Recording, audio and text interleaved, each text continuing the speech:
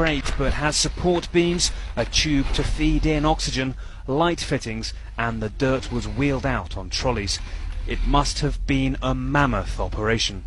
Inside this tunnel you get an idea really of how cramped and difficult it must have been to move through, and really how long it would have taken for hundreds of people to crawl hundreds of feet out.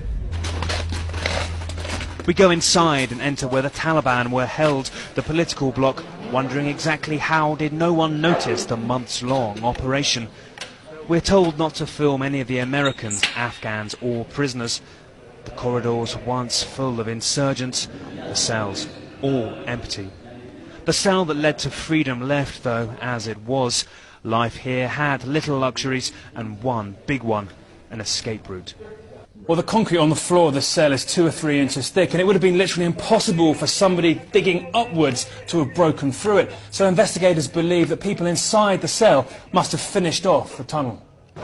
Nobody wants to talk. Nobody here was on shift that night, they say. Was he here that night? If the general comes, he replies, he'll punish me for letting you in here for a long time. Well, we're not quite sure why, but in the last 5 minutes, both the Americans and the Afghans have told us to leave. So we're going to do that.